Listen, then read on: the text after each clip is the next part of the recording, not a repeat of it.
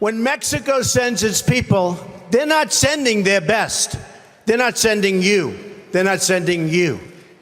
They're sending people that have lots of problems, and they're bringing those problems with us. They're bringing drugs, they're bringing crime, they're rapists, and some, I assume, are good people.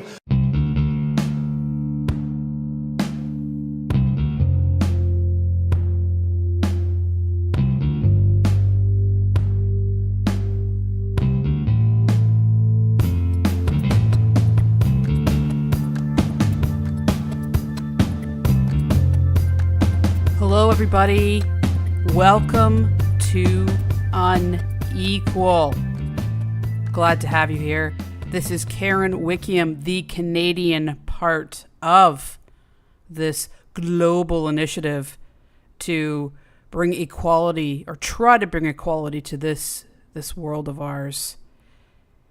Today, I am on fire. Today's episode is about immigration, and I am about to rage on. So if you hear some banging and whacking and kicking and slapping in the background, I am really sorry for that. I'm going to try to keep my flailing arms to a minimum. I'm a bit of a hand talker, which you probably figured out based on my other podcasts. But anyway, this subject is something that I feel very passionate about, and I can't wait to share it with you. Before I get started on anything, though, I want to thank you all for the support that you've given to this new baby podcast so far. The support has been overwhelming. Our Facebook group is full of amazing people having incredible conversations. Same with our Twitter page. And we've already got some great reviews and Patreon support. Jen and I are blown away by this. So for the iTunes reviews, I want to say thank you to Phoebe Sophie, Roxy Vive, JV Torres, Nikki T, Peaches 1336, and Emmalou72. Thank you all so much. And our new Patreon, our first Patreon supporters are Jackie D'Amato, Nikki T from Strictly Homicide. Thank you, Nikki. Listen to her podcast. It is fabulous. Emmalou and M. Wargle. So thank you, guys. I can't even believe how much support we've gotten so far, and we appreciate it so much. Any little support helps us get this off the ground. We have so many big plans for this podcast. So keep the iTunes reviews coming in, and consider Patreon support. If you're unable to give financially, your listenership, your support on Facebook and Twitter and all that is just as important. So thank you. So now it's time to talk about immigration. I'm going to be talking about U.S. immigration, which may seem a little bit unfair considering that I'm Canadian. But currently, we do not have children in cages at the border. So I'm going to touch on this. However, Canada has not been kind to its native people. And we will be discussing that in the future. So this is not a anti-American from a belligerent Canadian perspective. I'm just going to tell it as it's written. And of course, you'll get my outrage during it. I'll try to keep that to a minimum as well, because I think you want to hear the facts, not necessarily my opinion, but I will do my very best. So why don't we get started at the very beginning? So this is going to be a bit of a history lesson right up to what's going on right now. But I'm going to try to make it as fun and informative as possible. So let's go way back back to who discovered America. And it is important, and I'll tell you why in a minute. Now, there's a debate who discovered it first, and it looks like Leif Erikson and his Vikings stumbled upon North America in the 1100s. But Columbus gets most of the credit. And then there's some stupid rhyme about him sailing the ocean blue and all that other crap. But long and short of it is he landed on American land on October 12th, 1492, and the rest is history. He initially thought that he was in the West Indies. So he went, toddled around a bit, went back to Spain, and then an Italian immigrant by the name of Ermagio Vespucci figured out that Columbus was wrong. He wasn't at all in the West Indies. He was in a newfound land. So Columbus went back again. And this, I think, truly starts the legacy of America. And I believe that he is America's first mass killer, and he's the father of the slave trade. This is what he said when he first encountered the indigenous people. Firstly, they were docile and trusting in nature, and secondly, they wore a lot of gold. In Columbus's own words from his journal, he captured the ominous fate that awaited the Arawak people. Quote, "They do not bear arms. They do not know them, for I showed them a sword. They took it by the edge and cut themselves out of ignorance. They have no iron.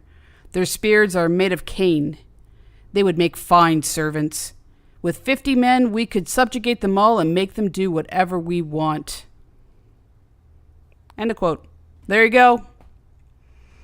Beginning of hate, discrimination, and slavery. The intent of Columbus and the Spanish Empire was to eradicate the islands of native people through slavery and violence. And then they went on to do it in the Caribbean islands as well. So like I said, the tradition of violence and slavery began with Columbus, yet he is honored as one of the founding fathers, and there's even a holiday celebrated for him. It's absolutely crazy, but I believe that there are some states that are working against this now that they know more of the truth. So let's move way forward. I want to move to the 1700s and Ben Franklin. He wanted this new wonderful country to grow. At the time, he was the president of Pennsylvania. But he didn't want immigrants in the country, even though he came from immigrants himself. He feared that they would de-white the place. And in the 1820s, he wanted Germans to come to America because they were amazing at farming and craftsmanship. They were master builders and bakers and beautiful needlework. So he thought, yeah, that's okay. They can come here and help grow America and give us food, feed us, and make it beautiful and useful. But he did not want any of their culture to spill over into America. He wanted them to leave that behind in Germany. So, if Ben had it his way, the following things that are institutions in America, what people think about when they think of America, good, bad, or indifferent, would not have existed. I'm going to fly through some of these institutions. Levi Strauss brought blue jeans here. The Christmas tree, Santa Claus, hot dogs and hamburgers, pretzels, Heinz ketchup. Don't forget the beer, Schlitz, Miller, Coors, Pabst, Budweiser. Lager is the highest selling beer in the U.S., and it is German. What about cars, Studebakers, Duesenbergs? What about some really important political figures like Steuben and, yes, General Custer, Eisenhower, Schwarzkopf, Hoover? He helped make a damn dam. Kissinger, and yes, the Cheeto himself, the Cheeto snowflake, Trump. Then we also have, now we have Sieberlein, who owned or made the company Goodyear Tires, Walt Disney, Rockefeller, Walter Chrysler, Westinghouse, Bill Gates, Pfizer, the Hilton Hotels, Guggenheim, Museum, Goldman Sachs, Metro-Goldwyn-Mayer, Steve Jobs, Michael Dell, Eric Schmidt of Google, Kraft, Peter Thiel of PayPal, Eisenhower, Steinbeck, Vonnegut, Babe Ruth, Lou Gehrig, Dale Earnhardt. And a German engineered the Brooklyn Bridge. So tell me how immigration hurt America. The Germans alone, the German culture brought in what is seen as America itself.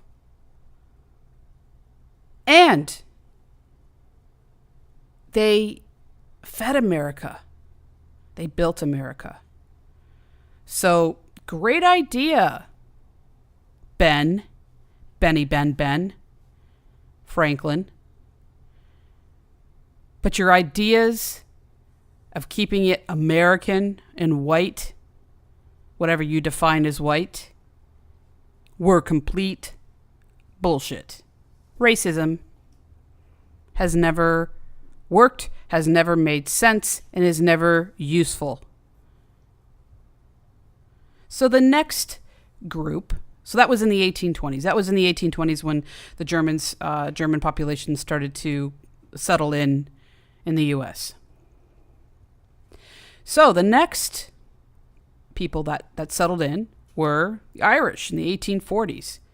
Now, Mr. Franklin really was worried about the Irish because they're a bunch of heathens, a bunch of Catholics, a bunch of drinkers, a bunch of spunky little fighters that are going to cause riots and problems. But they let these monsters in anyway because they knew that what the Irish had to bring was a strong work ethic, unique intelligence and charisma, the ability to organize, the ability to work their asses off and build infrastructure, among other things. The Irish became leaders of unions. They understood the power of organizing, like I said. So Irish settled in highly populated cities because they wanted to create a sense of community and protection, to help each other, to protect each other, to support each other. So they mostly settled in the large cities. And in these large cities, they worked the hard friggin' labor in factories, in construction, in mills, textiles, you name it. They worked their butts off in all these areas. So in other words, they built the cities. They built the infrastructure of America. Well, a big part of it anyway, because also the Italians that came over, they did the same as well. And they were also, there was also a whole set of why not to have Italian people come here and, let's not let their culture settle in because they're a bunch of heathens as well. So infuriating. Anyway, let's talk about the impact of the Irish in America. You have Mother Jones, her real name Mary Harris. She spent 50 years of her life organizing and unionizing workers in various occupations. And that put her life at risk. She was arrested and beaten and suffered many hardships. Let's talk about politics. There are many Irish politicians, lawyers, and judges throughout history. First one that comes to mind, Kennedy, Irish Catholic. Oh, and you can't forget, back in the Civil War, the Irish offered to help the Union soldiers fight, and they had their own regiment called the Fighting Irish. I think we've heard that before. Also, the Irish made up a big part of the police force and the fire department. because they wanted to protect their neighborhoods from hooligans, from fires, from terrible things. So that's mostly speaking in terms of male Irishmen. Now, initially, the women from Ireland were considered practically useless. All they were good for was taking care of their men and doing the most menial of jobs. But as it turned out, the Irish women became some of the best teachers that there were around. And also with the influence of the Catholic Church in America, in the East Coast, have instituted Catholicism in churches and cathedrals. So they have the impact of, there was a lot more Irish nuns and Irish priests. Now we know that there's a lot of, it's a whole other story about some of the stuff that has gone on in the church, in the Catholic Church. But let's just face it, it goes on in all religions. And I'm not going to center out the Irish. That's just a horrible human thing. So let's get back to the political influence in the United States. I'm going to name a few presidents that were Irish. Andrew Jackson, James Polk, James Buchanan, Ulysses Grant, Chester Arthurs, Grover Cleveland, Benjamin Harrison, William McKinley, Theodore Roosevelt, William Taft, Woodrow Wilson, Warren Harding, Harry Truman, John Kennedy, Richard Nixon, Jimmy Carter, Ronald Reagan, George Bush Sr. and Jr., and Bill Clinton. So there you go. It's a bad thing that the Irish came over because, geez, all they did was kind of build the cities and protect the cities and, I don't know, run the country. The next wave of people that came in were the Chinese. The Chinese were treated in the most horrible of ways. Actually, I need to back up right now. How about the people that were forced to move to the U.S.? The ones that were kind of welcomed here in the most sick and twisted of ways. And those were and are Africans. Americans went over to Africa, ripped these people from their lands, threw them into horrific ships. The ones that survived were sold, families ripped apart, and enslaved. Beaten, killed, slaves. And yeah, they were welcome here. They just had to be forced here. So I didn't mean to leave out African Americans because, you know, that is a horror of forced immigration. And again, a whole story of itself, equally important, if not one of the most important and horrific times in history that carries on to this day, the discrimination, the hatred, the marginalization. I can't come up with enough words for it. So the Chinese immigrated over in about the 1850s. They were looking for work. And they worked in the gold mines and the factories, railroads, and did some agriculture, especially on the West Coast. So these people were beaten, abused, disposable. They were considered low intelligence. I don't know. I don't know how they make these decisions about intelligence based on how someone looks, but, you know. So, yes, they were brought over and used and abused and treated like animals. To the point that in 1924, the Immigration Act was put into place and they banned all people from Asia, as well as, to add to the list, the poor and mentally ill. So Asians, poor and mentally ill people could not enter the country. And this went on for a very long time. And they didn't hide their racism in any way, So the Chinese also helped build America, helped make it rich. Transportation, food, gold, all by being beaten, sometimes paid, tiny wages, fed next to nothing, living on the ground. It's just horrific. It's one of the darkest times in Chinese history. In fact, in 1882, there was a law put in place called the Chinese Exclusion Act. Again, not trying to hide their racism in any way. And they didn't allow any people of Asian descent to enter the country for the next 10 years. They also put into place the Alien Contract Labor Law of 1885, which allowed people in, but they had to be of European descent, Western European descent. And in 1917, they put in the Literacy Act, where you had to pass a literacy test written by Americans. And good luck passing that test if your language skills aren't all that great, or what you learn in your country is not the same as what you learn in the US. So, that was just another prohibitive law put into place. In 1924, they put in the National Origins Quota, which was, again, to increase immigration from the Western world, but any immigration from Asia was banned. And then that instituted the Mexican guest worker, which allowed people from Mexico to come in and work, but then go home afterwards. But I'm kind of jumping ahead of myself. The Immigration Act was put into place in 1965 and has not changed since.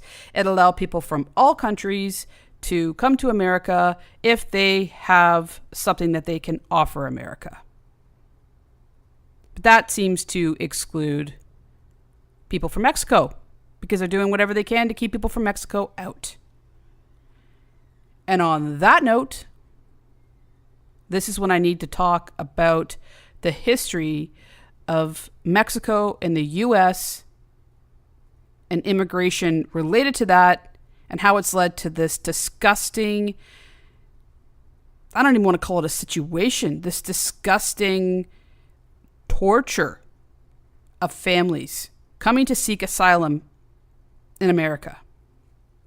Okay, in order for me to talk about the history of Mexico and America and up to what's going on now, I do have to go back a bit. I'm going to go back to the 1820s now. As we know, there was a lot of stuff going on before then, but I think that's a good place to start. Back in the 1820s, the president of Mexico by the name of Santa Anna had a problem with the inhabitants of North Mexico. And he would start some wars and invasions on the settlers there. The inhabitants of North Mexico were called the Nos Trejos. Also in the 1820s, America came up with this brilliant idea, and they called it Manifest Destiny. What a friggin' joke. Manifest Destiny is another word or term for we want that. Let's take it. Because God said we should have it. It's a belief that the U.S. and its settlers were destined to expand across North America, and that their special virtues of the American people and their institutions were needed to expand there. And it was a mission to redeem and remake the West in the interest of America. It was an irresistible destiny set in place by God. What a friggin' joke. So yeah, manifest destiny. I take what I want, when I want it, how I want it, whether you like it or not. And oh yeah, it was God's idea. So they started to settle and move in to the West, which was still owned by Mexico. So we're talking Texas, New Mexico, Utah, California, Colorado. That was all northern Mexico. But the Americans were determined that they wanted that. So the U.S. started the Mexican-American War. The Mexicans that were living in northern Mexico decided to fight with the Americans so that they could continue to live in that land without being constantly invaded and attacked by southern Mexico. So Mexico lost, and they handed over 500,000 square miles of land. Again, Texas, New Mexico, Colorado, Utah, Nevada, Arizona, and California was now the U.S.'s. The Mexican people that stayed there were automatically given full U.S. citizenship because they were there. They helped fight the war. You know what? We'll give you full U.S. citizenship. And they could told that they could do and live their lives out like any other American, had the right to. However, they changed their mind. They were told after a little while, not much longer, that they had to leave. So they put a court order, injunction, policy, whatever in place, and said that you can't have ownership anymore. We want it. So they kicked these people of Mexican origin out of their homes, off their land, and said, go back to Mexico or else. They also did things like murder them, lynch them, and burn down their buildings. Now, during this time as well, the gold rush started to get very prevalent, very hot.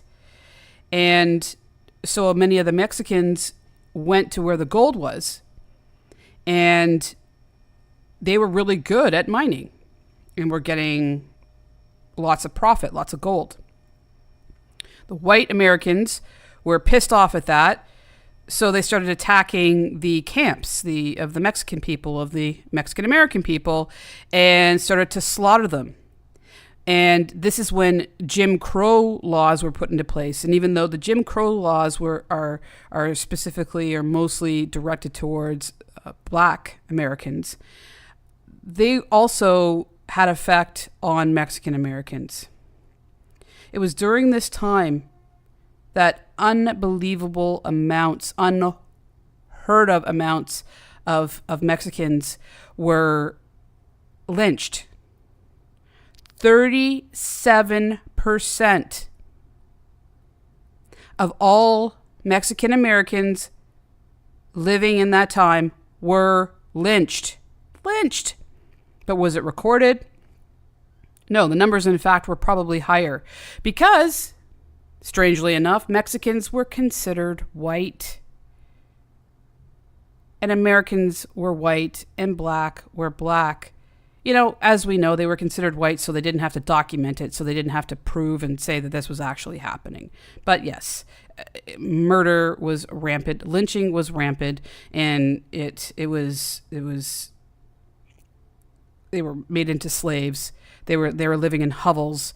They were just slightly less enslaved than Black America.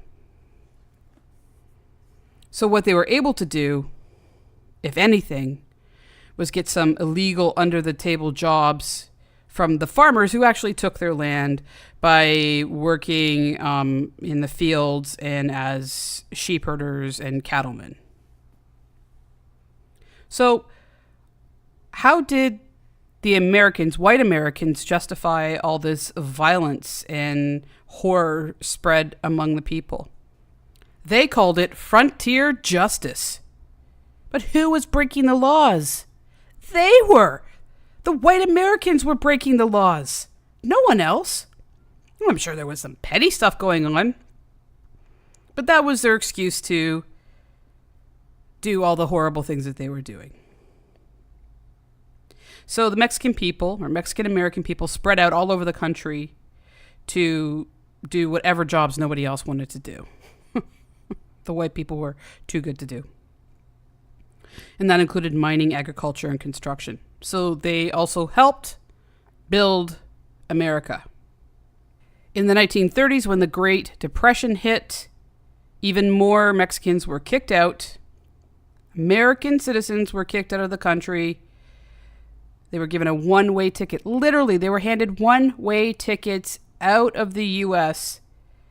into Mexico because they didn't want to have to worry about giving jobs and feeding them, even though they were Americans. How more racist than can you get than that? It's always been here, people. It's always been here. There was even a court case in which the kicking out of Mexican people, American people, was brought to court, deemed illegal and unfair, and the judge held up the decision to make people move back to Mexico by saying this: they can't stay because they're not white. Not even hiding it. This wasn't even 100 years ago. 80 years ago. 1940s, World War II. 500,000, 500,000 Mexican Americans were drafted or volunteered to fight in the war. And they also worked at munition factories and at different plants and doing jobs to help keep the economy going in light of the war. And that was sort of a better time for Mexican Americans because they were able to live as a decent life as possible because so many people were gone and there were more jobs and they were able to settle in and have somewhat of a decent life. In 1942, the Bracero program was brought into place, and Bracero pretty much means like working with your hands. So the labor jobs. And it was a temporary contract that laborers from Mexico were known as guest workers, could come over, work, do the jobs, have temporary residency, and then sent back when the seasonal work was done. By 1964, there were 4 million Mexicans breaking their backs in cornfields and being abused by overlords. It was pretty much legalized slavery. In 1954, another overlapping contradictory policy was put into place, and it was called the wetback policy. It was called that. No hiding the racism. No hiding it at all. Actually, sorry, it was called Operation Wetback. And many U.S.-born children of Mexican braceros were wrongly repatriated along with their parents. And that brought the end to the Bracero program in 1964. Another policy was brought into place, and it was the Immigration and Nationality Act of 1965, and that's pretty much been the immigration policy since. So 55 years later, it's pretty much the same policy. What it said is that anyone can now come, work, and live in the U.S. if you've got something to offer the U.S. Except for Mexicans, right? Because they apply this to most of Europe. But they quietly, or maybe not so quietly, they deny that they're not allowing people from Asia and Muslims to come into the country. And Mexicans, of course. But they are flat out blatant about the Muslims, and they are flat out blatant about the Mexicans, only it's way worse with Mexico because it's right there on the border. And it's an everyday abuse and struggle.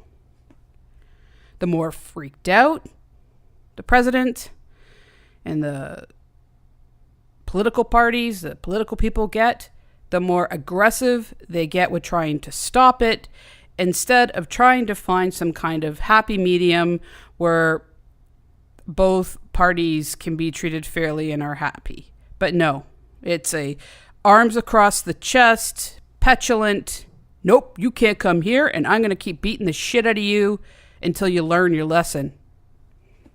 The only half-decent thing happened in 1986, actually. Sorry, I skipped this. It was the Immigration Reform and Control Act, which granted amnesty to illegal immigrants who had resided in America before 1982. So how kind of them. So comes along President Obama, and he decides to step up this Mexican threat. And he stepped up border security and border security laws. And then Trump comes in and he loses his shit. He's about deporting all illegals and to build a massive border fence that Mexico has to pay for, to have strict militant border security. And he called immigrants criminals, drug dealers, and rapists. Yes. I wasn't aware that all Mexicans were criminal, drug dealers, and rapists. Funny enough, it's the people from Mexico that are finding amnesty to get away from MS-13, one of the biggest mafia gangs in Mexico, to get amnesty from them. So what Trump is saying is that we, Americans, are allowed to be afraid of the gangsters, the gangs, the mafia, but not the Mexicans themselves, who are the ones that are actually being abused. And let's not forget what men, women, and children have to do in order to cross the border while having amnesty papers in their pockets. Untold numbers are raped, murdered, robbed, beaten, enslaved. And then they finally make it to America. They show up at the border with their papers seeking amnesty. I keep saying amnesty. I know. I mean asylum. Amnesty, asylum. Safety, protection, chance for a better life, with the promise to work their asses off, which of course they would do. So they show up at the border, and whether they arrive illegally crossing the border or with their asylum papers, they are immediately arrested. Seeking asylum is not a crime, but they're arrested and they're detained, and the families are split up. Mothers, fathers go to prison.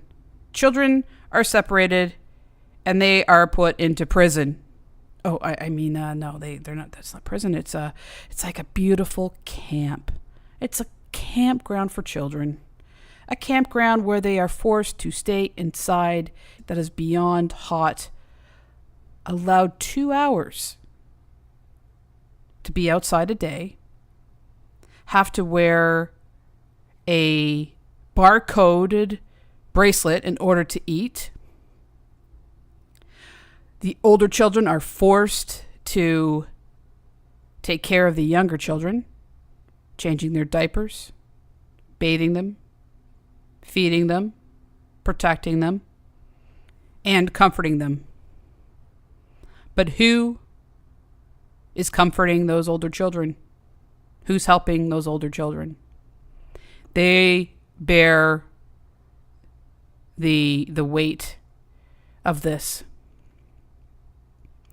And so many of these children are attempting suicide, actually committing suicide, or getting into fights to protect themselves and each other, or just because they're angry.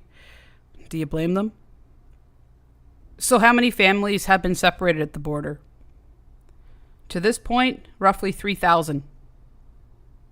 Now, this has been going on since roughly 2014.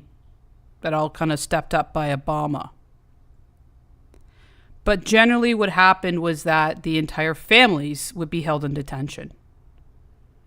And it was meant to be, or usually a rare occasion. Correct me if I'm wrong, but not as prevalent as what's going on now with Trump. What Trump is doing is using it as a sick deterrent. You come to America, we are going to split you up from your family. We're going to take your children away from you. We are going to abuse them. And you're probably not going to see them again. Yep, that's what happens. I'll prove it. I'll do it. I'll show you. I'm doing it right now. But I'm not really doing it right now. You know, it's not as bad as you think. And really, it's Obama's fault. It's Obama's fault. He's the one that started it. The Democrats have to fix it. Why is it my responsibility to fix it? I'm just cleaning up their mess. But still, if you're going to come over, this is what's going to happen to you. So you might want to think twice. Boom. Said out loud. Who's stopping this?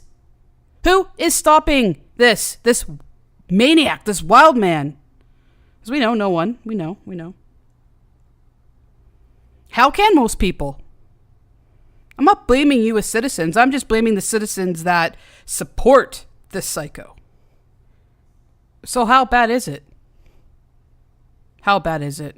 Because as much as he admits to it happening, he denies that it's nothing more than a summer camp.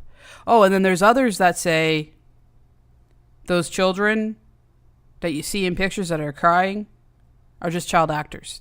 There really isn't that many there. They've hired a bunch of child actors to go into these places for what? For what? Oh, if I don't laugh, I'll cry or throw something in. I don't like to resort to that. This is how bad it is. These children are being held in cages. People who work at the centers are not allowed to pick up or touch the children who are understandably distraught. Like I said, older children are taking care of the younger children. And you know what? I'm sure there's some good people working at these prisons. But there are a lot that aren't. I went on a page that listed all the border security that the Mexican border security that have been charged with heinous crimes. There is a lot of them. They are raping these boys and girls. They are trafficking these boys and girls. They are beating these boys and girls. When these children get any kind of letter or money sent to them to improve their conditions, most of the money is pocketed by border security, kept for themselves. But this page that shows all the ones that have been arrested is only a few that have been caught. So this is part of the horrors that are going on there. How does the actual splitting of the families happen? Well, when they cross the border, the parents are with their children for a little while, and then this border security or attendants say that they're going to take the children off to get cleaned up, have some baths, because, you know, they're kind of sweaty and dirty from the trip over. And then they tell the parents, oh, by the way, you're never going to see those children again. So what happens to these thousands of children? What will happen to them? The government currently has no tracking system for parents and children and no plans to reunite them. The former Immigration and Customs informant, also known as ICE, chief, has said that flat out some separations will be permanent. And you already have devastated parents committing suicide. Children and parents are committing suicide while trying to find a better life. And what does Trump say? You come over, you break the law. That's not my problem. I gotta do something to stop you from doing that. So I'm gonna split your families up. Oh, and by the way, it's not my responsibility to get you guys back together again because you did it to yourself in the first place. No phone numbers are given, no addresses are given where the parents can find these kids, and they are not allowed access to phones anyway. Attorney General Jeff Sessions justified all of these actions with a quote from the Bible. This is what he quoted. It's very biblical to enforce this law. Romans 13 in defense of the policy claiming, I will cite you to the Apostle Paul and his clear and wise command in Romans 13 to obey the laws of the government because God has ordained them for the purpose of order. What a loaded verse. Talk about taking the Bible and using it for your own agenda. Now, I don't follow any organized religion, but I am spiritual in nature. But I thought, how about we fight passage by passage? You think maybe they might have considered this one? Leviticus 19:33, which states, when a stranger sojourns with you in your land, you shall not do him wrong. You shall treat the stranger who sojourns with you as native among you. You shall love him as yourself, for you were strangers in the land of Egypt. And what about something simple like love thy neighbor as thyself? Didn't want to go there, but so if they're going to pull stuff out of the Bible, I can too. So it's really not a good point of reference for doing things like this. Let's not forget that since Columbus, abuse and slavery has been going on. It started then.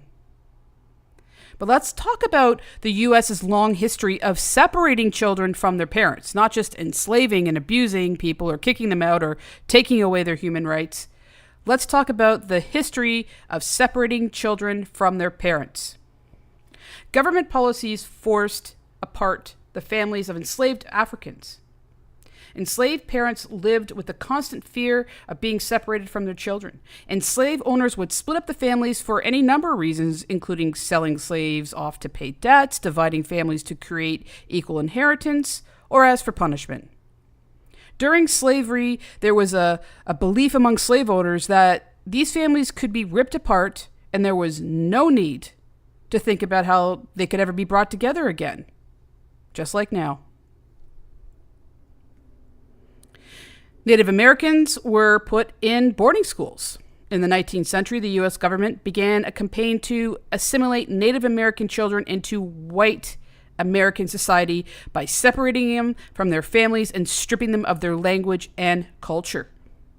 In 1819, Congress passed the Civil Fund Act, which provided religious organizations the resources to run school for Native American children to introduce them to the habits and arts of civilization.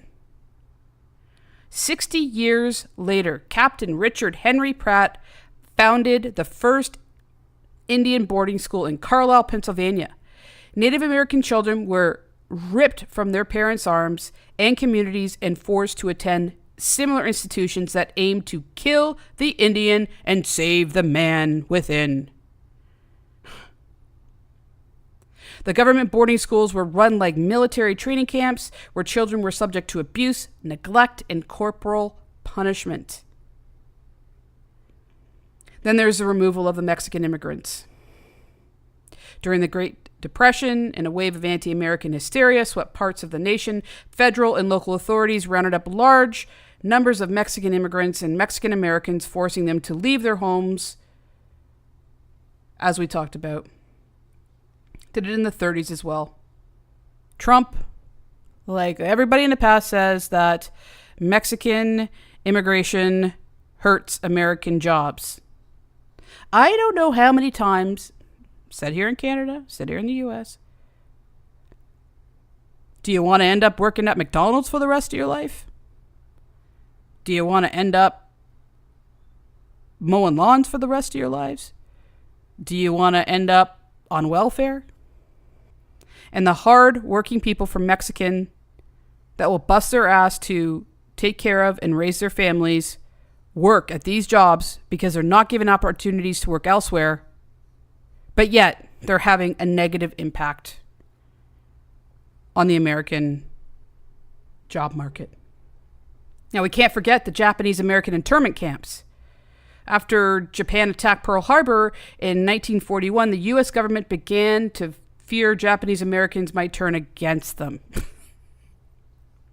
In 1942, President Roosevelt signed an executive order that gave the military the authority to exclude citizens from certain areas. While the order did not mention Japanese Americans specifically, it targeted virtually all Japanese Americans living in the West Coast, which resulted in about 120,000 Japanese Americans that were forced to evacuate their homes, leave their jobs, and live in internment camps that were surrounded by barbed wire, armed guards, and the conditions are now being drawn to comparisons of modern-day detention facilities.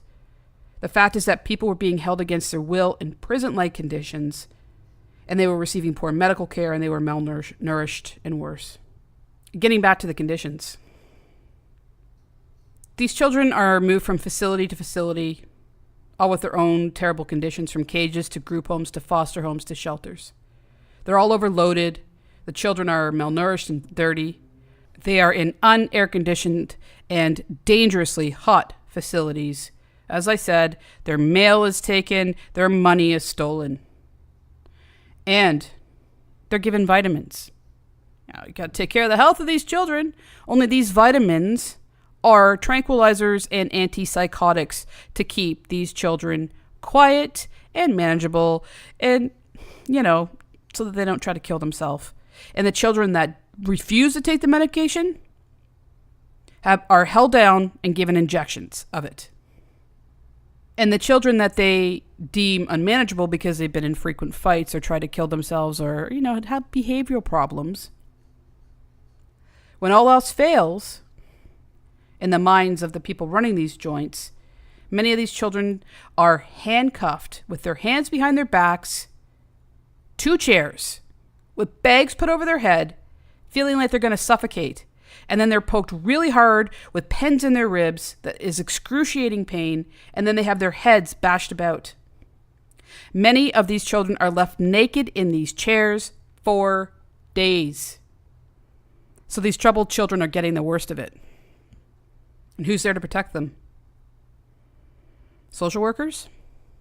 There's not enough social workers to help these children out. And the turnover is massive. Massive.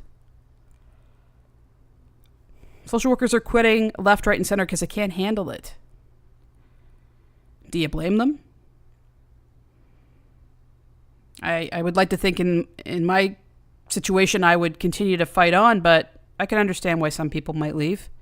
It's horrific. So I've told the story as best as I can. I'm probably off or maybe wrong in some parts when it comes to history, and I'm sorry if I did that. No disrespect was intended. My ire is not directed at the good people of America, but towards the people that support this. And I'm sickened to think about what can be done about this. My country needs to step up and put a stop to this. And as long as Trump is in power, I'm afraid this is going to keep happening. And what about the United Nations? What about countries around the world stepping in and helping? How come they're not? Who's accountable for this? Trump isn't. It's Obama's fault. Republicans aren't, because it's Mexico's fault. And who suffers? Families and children. I'm going to end this episode by leaving you with this. Can we find a way to put our heads together in some way to stop this from happening? Every little bit helps. We cannot get overly discouraged on this. We can't let that stand in the way of trying to stop these horrors from happening. I'm doing this podcast to help spread the word. And I'm going to try other ways to try to help stop this in some way. Petitioning my government. I say we need a call to arms to stop this. But I don't know. I don't know where to start. So maybe somehow, some way we can put our heads together and try to put a stop to this. I want to hear from you guys. I want to hear your stories. I want to hear what you think. You don't have to agree with me. I just want to hear what you think. How has this affected you? Has this affected your family in any way? Let me know. All I can say right now is my prayers and my love are being sent to all the families that are suffering at the border. I wish you strength. I wish that this will end for you soon. And I will always have you in my thoughts. And I just hope that this just comes to an end soon. People are thinking about you. People care about you. And a lot of us want to do something about it. We're trying. So that's where I'm going to end this. I don't know if you would take anything from it, but this is where we're going to end this. I have had my say, and there's more that I can say. Coming up next is an interview that Jennifer had with a woman that has been directly affected by this. So stay tuned and keep your eyes open for that. And of course, there will be a round table with me, Jen, and Quinn to discuss this. Please send in your thoughts and your ideas or anything else to unequalpod@gmail.com. Join the Facebook group, Unequal Group. It's a closed group, but we'll let you in, probably. And Unequal is our @unequalpod on Twitter. So thank you for listening. Take care of yourself. Love each other. Respect yourself, respect each other. Peace. One love.